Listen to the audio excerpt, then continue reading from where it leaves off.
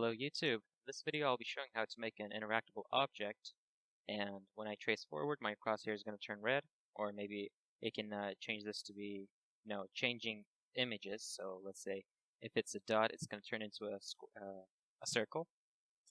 And this is a request by Isama80. So I hope I pronounced it right. First request in the channel, so thank you for the idea. So I have a cube here. This is interactable object. So usually my crosshair is white, and when I go and look at it, it turns red. When I click on the object, it prints hello. So you can change that event to be something else. Like when you click on the cube, it can go flying away or whatever you want it to be. Okay, so let's get started. Let me get rid of these blueprints. Okay, so I cleaned my content. And before we go ahead and start creating some blueprints, we're going to go into the settings and project settings. From there, you can scroll down, and then under engine, there's input. So click on input. What's going on?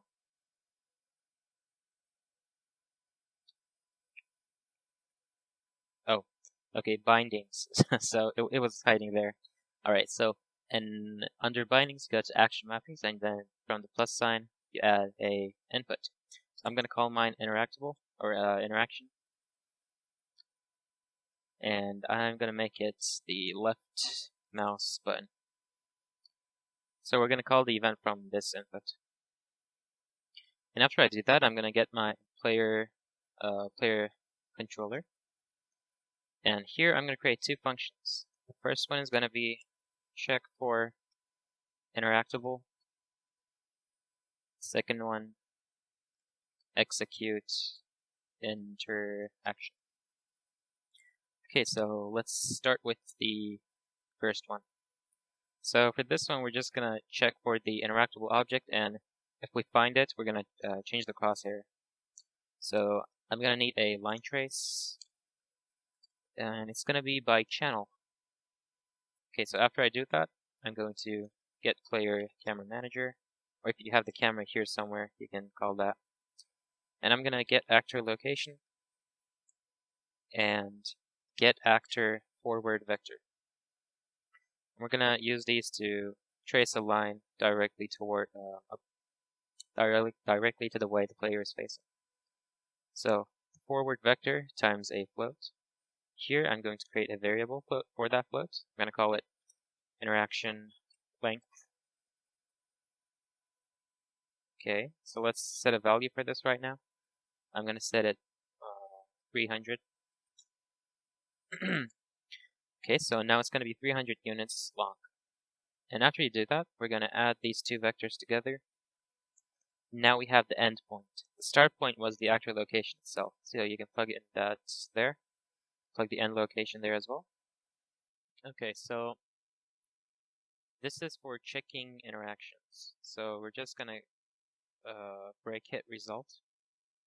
And at this point, I'm just going to stop because I don't have an object to check for. So I'm going to create a object here. So new blueprint class, actor. I'm going to call this BPM Interactable for blueprint master interactable. I'm going to go inside it, and here I'm just going to add a static mesh.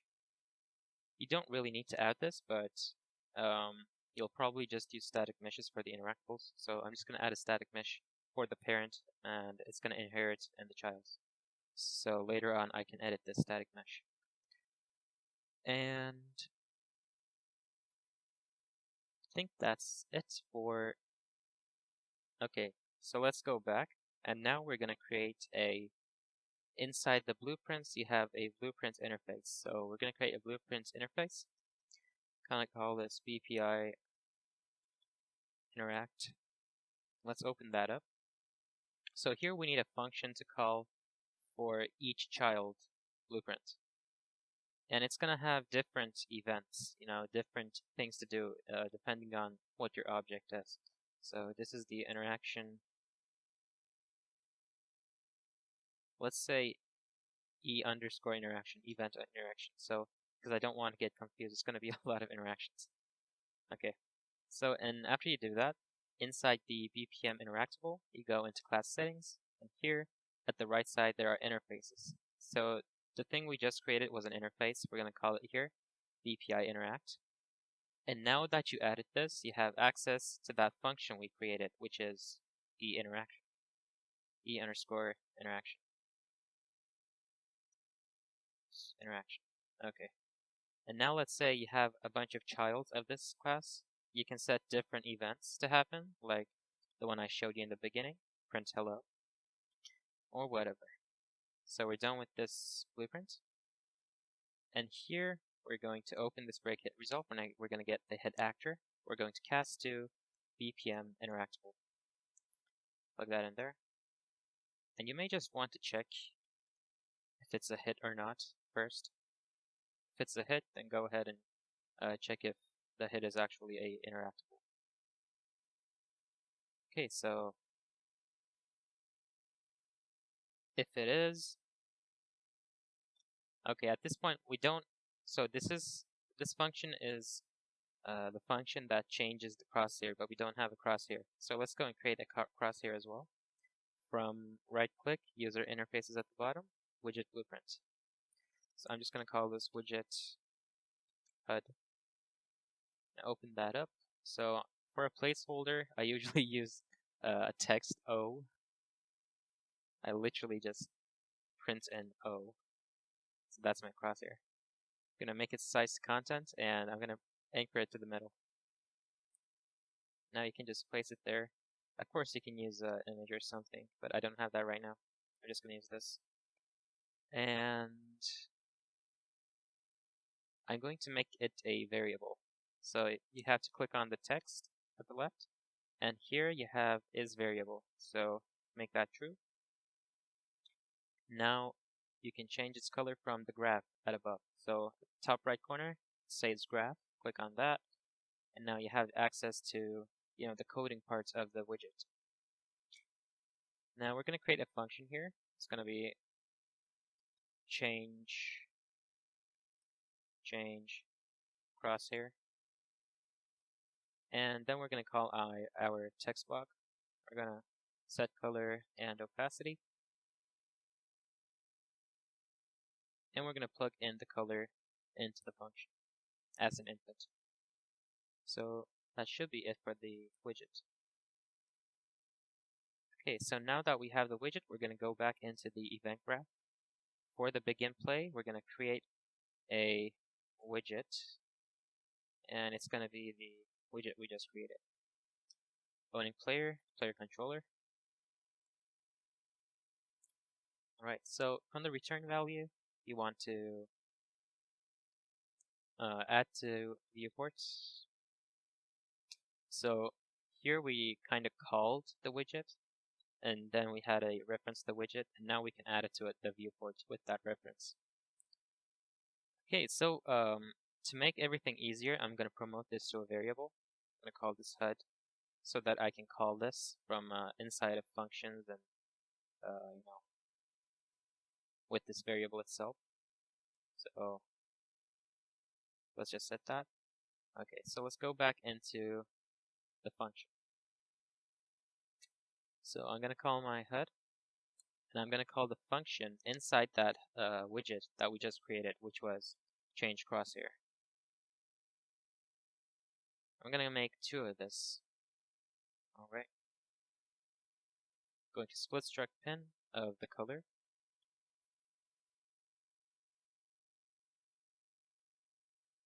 And so if it's not a hit, we want to make the crosshair white. Or if this failed, we want to make it white. And if it is an interactable, we're going to make it red. Oops. Alright, so that was it for first function. In the second function, we're gonna do almost the same thing. So you can copy and paste this part of the function.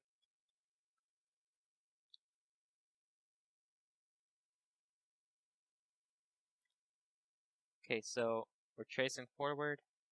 We're getting be interactable. Now,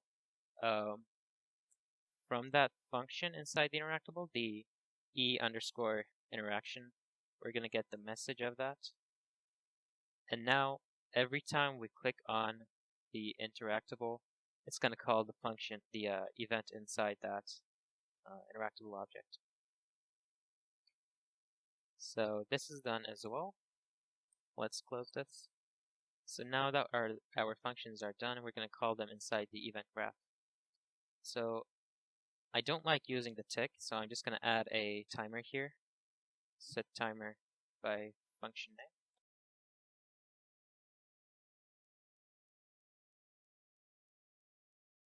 So I'm going to make my function looping the time. I'm going to make it 0.1 second. So each 0.1 second is going to call this function, which is the check for interactable. Yep. And this is going to, because we're never actually clearing this function here, this timer, it's always going to function. So each 0.1 second, it's going to function if you don't stop it. How you can stop it is you can get a clear and invalidate timer by handle this, and then you can plug this into a custom event or something and call that somehow. But right now I don't need to clear the timer. It's always going to be on for me. Okay, so now the input we created, interact, input interact, interaction. Okay. We're going to call it the second function. So execute interaction. Alright. Now let's try that out. Now we have the parent object, but we don't have an object we can put inside the world. So we're going to right-click on it, create a child blueprint class. And this is BP box. Okay, so this is the child of the BPM Interactable. That's why we can call the EInteraction event. So EInteraction. So event EInteraction. And here you can make the cube, move around.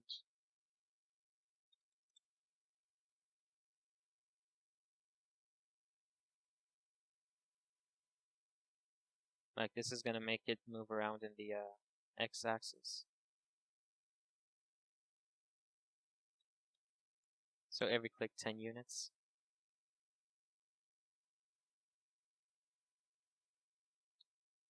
Now let's try it out.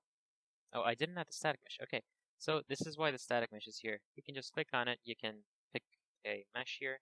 I'm going to pick a cube. And boom, there it is. There's your cube. Alright, so let's put that in the world. Okay. So I have my crosshair. Got the red when it hits it. And when I click on it, it moves.